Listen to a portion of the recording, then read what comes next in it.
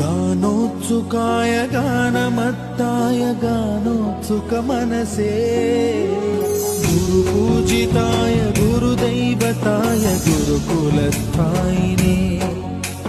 गुरुविक्रमाय गुह्यप्रवराय गुरवे गुणगुरवे गुरुदैत्यकलक्षेत्रे गुरुधर्मसदाराध्याय गुरुपुत्र परित्रात्रे गुरुपाखण्ड खण्डकाय